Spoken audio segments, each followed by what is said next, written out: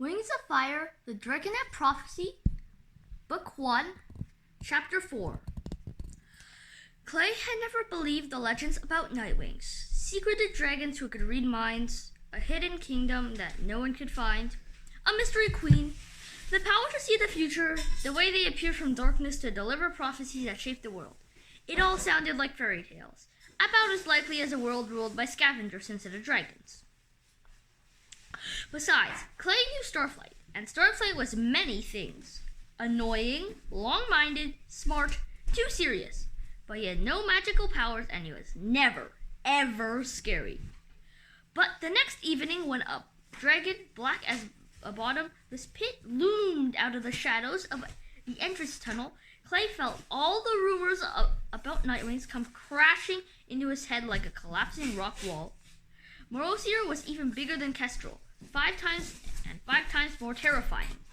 He spread his jagged bat-like wings and peered down at the dragonet line up in front of him.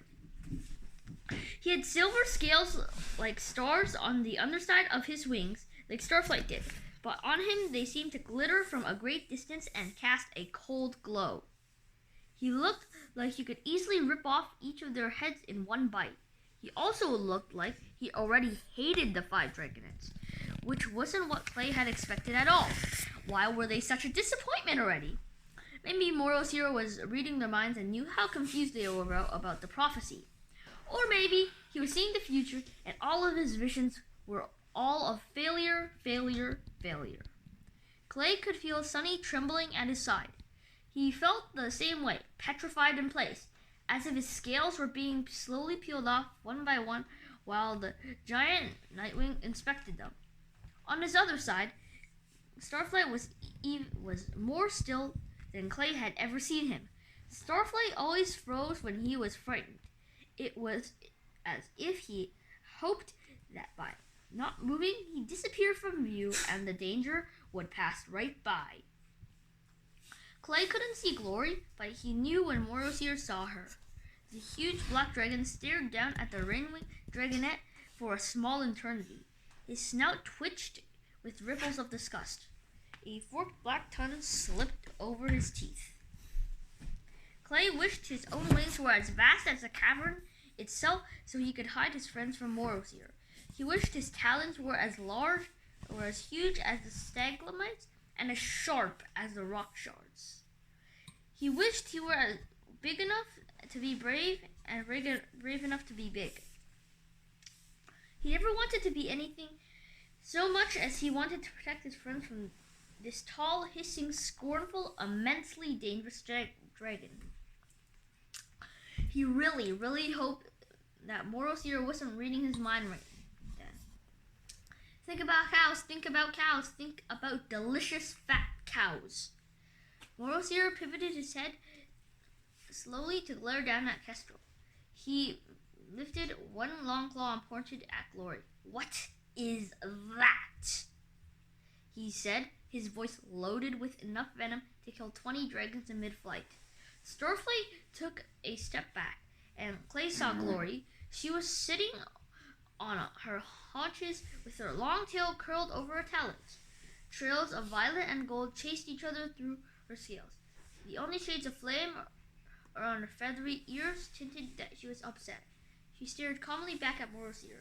"There was an accident," Kestrel said. "We lost the Skywing egg, so we had to get another one somewhere." "From the Rainwings," Morosier interrupted scathingly. "It was his idea," Kestrel snarled, whipping her tail towards Webbs. "He brought the egg here." "At least we have 5 dragonets," said Webbs. "That's all that matters." Morosier peered his long black snout at Glory. His eyes shifted to Sunny, who let out a tiny squeak and sank a little lower toward the ground. "More like 4.5, he grunted. "Are you supposed to be the Sandwing? Don't you eat? What's wrong with you?" There was a long, horrible pause while Sunny tried to squeak out an answer. "She does," Tsunami blurted. "She eats just fine. As much as anyone. It's not her fault she's small," Starflight chimes in, to Clay's surprise. She's a good fighter, Clay said, and so is Glory. Stop talking now, Morosier said, and silence dropped over him. His sharp, menacing gaze landed on Clay. Think about cows, think about cows, think about cows. The tall Nightwing turned to the three guardians. Something has gone very wrong here. Yes, Tsunami burst in. It has, and I can tell you what. We've been treated like prisoners. We've never been outside these caves, not once. All we know about this world we're supposed to save is what we learned from in Squirrels. We're supposed to be the most important dragonets in the world, but these three treat us like blind salamanders. Clay couldn't believe it. Wasn't she scared of Morosier too? Tsunami, hold your tongue, Dune snapped. I will not, she cried. Please get us out of here, she said to Morosier. Take us away from you. Please don't, Clay thought. I mean, think about cows, think about cows. Now that he's seen the Nightwing, he'd rather stay trapped here. Ungrateful lizard, Kestrel growled. Without warning, Morosier lunged at Tsunami. His teeth flashed like bright white lightning, darting toward her neck. This is like the night sky falling on you, Clay thought, then discovered that he was moving too. He flung himself at the Nightwing's huge, rigid back before he could stop to think about what he was doing. His claws sank into small gaps between the shifting black scales, scrabbling for a hold. His tail thrashed as he tried to balance. Below him, he saw Tsunami rolling away and spinning to fight back. Her blue talons slashed at Morosier's nose and underbelly. Clay tried frantically to remember his battle training. He flattened himself along the big dragon's back, snaked his neck forward, and bit down as hard as he could. Ow! His jaw exploded with pain, and he reared back. In the black-on-black scales, it was impossible to find a weak spot. Morosier jumped away from Tsunami, and he shook his whole body violently. Clay lost his grip and went flying through the air. He landed with a jarring thud, sliding halfway into the river. As he staggered to his feet, he saw Tsunami and Morosier facing each other in battle positions. Morosier made a grinding noise deep in his throat. He stepped back and swung his tail around into view. Clinging to Morosier's tail, her teeth firmly planted in the vulnerable spot near the end, was Sunny. Clay wished he'd remembered about that spot, which every dragon had, no matter which tribe they were from. Ha! Morosier rumbled. That's a surprise. He pried Sunny loose with his front talons as if she were just a tiny blood-sucking insect.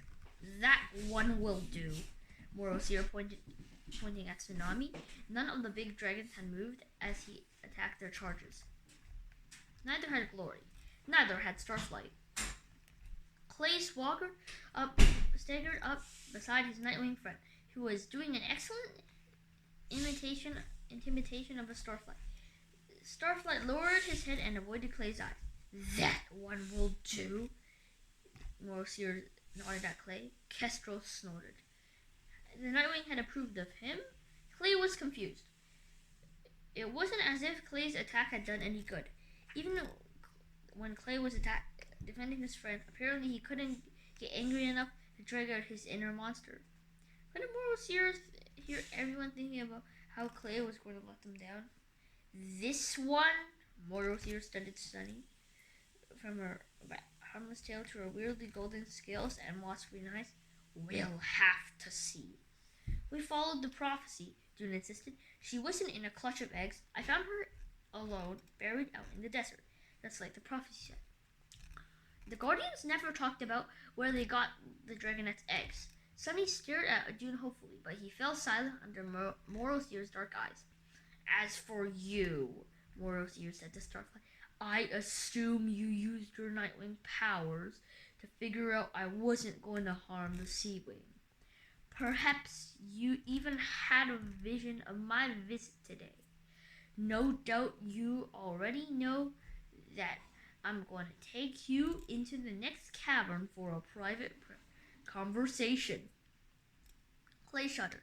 A private conversation with Morosier sounded about as fun as having his ears roasted. He did not envy Starflight as the two Nightwings slithered toward the study room. Morosier paused in the archway and looked back at the Guardian. We'll talk about her later. He didn't look at Glory, but everyone else did. She flicked her ears and lifted her chin a bit higher as Morosier's footsteps faded away down the tunnel. What does that mean? Clay worried. What was there to talk about? Stupid Seawing! Kestrel shot across the cave and struck Tsunami's snout, complaining to the first strange dragon you see, trying to make us look bad, whining about your life, after all we've given up for you. If you hate this too, why don't you let us go? Tsunami shot back. This is for your safety, Webbs interjected, his voice gentler than Kestrel's, but Clay could tell he was angry from the way his long blue-green tail lashed on the floor. That's what all this is for. The Talons of Peace need you to survive long enough to fulfill the prophecy. You have no idea how many dragons will love to get their claws on you five. Or what they do if they did, Dune growled. Our job is to keep you alive, Kestrel said, or else I would have strangled you myself a long time ago. Great, Tsunami said. Well, it's been a terrific life. Thanks very much. Kestrel made the hissing, fires coming noise. Clay grabs Tsunami's tail and tugs her back toward the river. We are grateful, Sunny said, jumping in front of Kestrel. He stood up on her back legs, not even half of the red dragon's size. Her ears twitched. We would much rather be alive than not alive. We're glad you keep us that way. We really are. Come on, Webb said. He prodded Kestrel and Dune toward their cave. We need to talk. Now he has something to say, grumbled Kestrel as the three of them clambered over the broken stalagmites. Tsunami threw herself into the river and sank to the bottom in a stream of furious bubbles, where she curled up with her talons over her head. It got very quiet in the cave. Sunny and Clay exchanged glances, then looked over at Glory. The Rainwing was sitting in the same spot with her tail still neatly curled around her feet. She yawned. Clay wished he could ever be that calm. It was as if nothing had bothered her at all. Of course, Glory said. I mean, we knew that was gonna happen. It's not like the Minders have been talking about how awesome I am this entire time. But you are, Clay said. Glory tilted her head at him. Awesome, he insisted. They just don't see the seer, Rainwing, she said with a shrug. I don't care. It's their own fault for bringing me here. Why didn't you fight Morosier when we did? Then maybe he'd know how brave and fierce you are too. Why bother? Glory said. It was obviously a test, and I already failed. A splotch of sky blue scales around her back pulsed. Then the color began to spread across her other scales, eating up the purple and gold. Well, we don't care about what the prophecy says or what Morosier sings, Clay said stoutly. You're a fifth dragonet. We don't want anyone else. Glory gave him a rueful look. That's very sweet. She yawned again. I'm going to take a nap. Now? Sunny said alarmed. Is that a good idea? Glory fell asleep every day, usually after lunch, for a couple of hours, but Clay had expected her to stay awake while Morosier was around. He knew he wouldn't want the big dark dragon catching him sleeping. He glanced around at the tunnel to the study room, wondering uneasily how far the Nightwing's telepathy reached and whether he could read Clay's mind through rock.